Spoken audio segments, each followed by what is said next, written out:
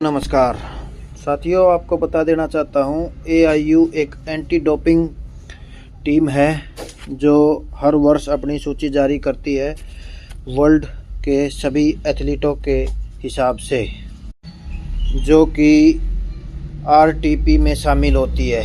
RTP भी एक anti doping international committee होती है जो खिलाड़ियों का डोप टेस्ट करती है।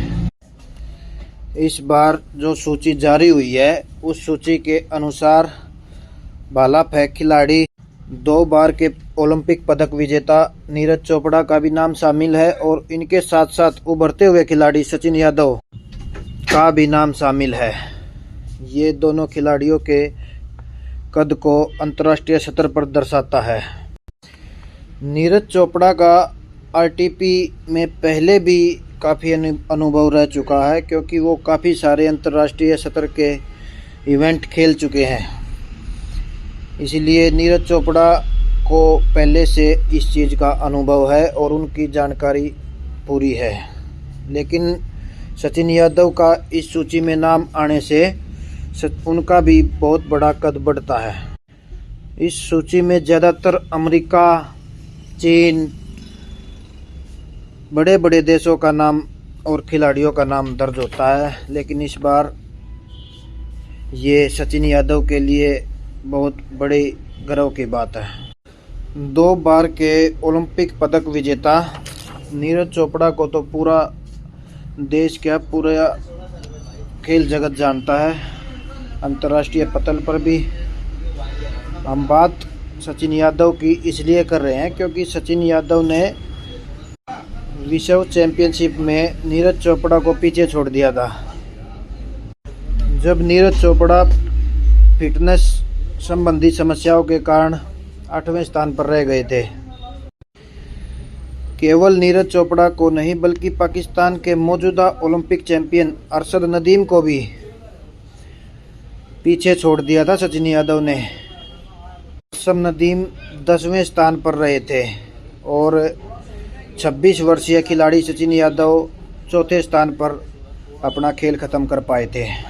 RTP कमेटी वर्ल्ड के टॉप खिलाड़ियों को अपनी सूची में जगह देती है, इसलिए ये सचिन यादव के लिए गर्व की बात है।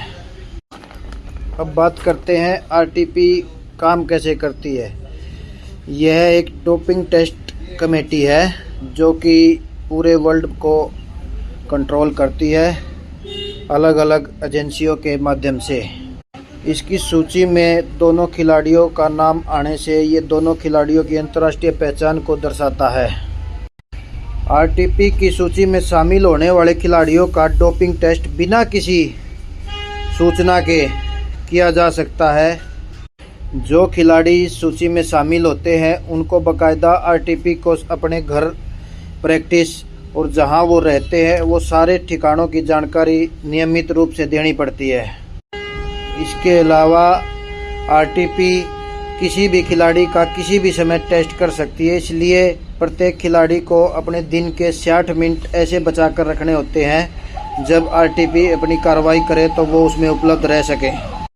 ये कार्रवाई एक सुनियोजित तरीके से होती है। इसमें किसी को भी पूर्व जानकारी नहीं होती, ना तो खिलाड़ी को, ना ही कोच को, ना ही किसी और टीम मेंबर को। यही खासियत इस कमेटी को और खिलाड़ियों को दर्शाती है।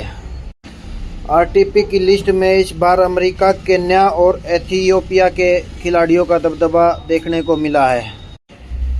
वहीं पिछली RTP सूची में शामिल भारत के काफ़ी खिलाड़ी इसमें अपने सूची में शामिल होने से RTP की सूची में जगह बनाने में नाकामयाब रहे हैं, जिसमें किशोर जेना, अविनाश सावले, अन्नू रानी, मुरली श्रीशंकर जैसे कई खिलाड़ी इस सूची में अपना नाम शामिल नहीं करवा पाए। RTP की कार्रवाई में यदि कोई खिलाड़ी डोप टेस्ट में पॉजिटिव पाया जाता है तो उसके ऊपर प्रतिबंध लगाने का काम RTP करती है। प्रतिबंध स्टेरॉयड की डोज के ऊपर भी निर्धारित होता है। कितनी डोज पर अलग अलग डोज पर अलग अलग सज़ाएं तय की गई हैं।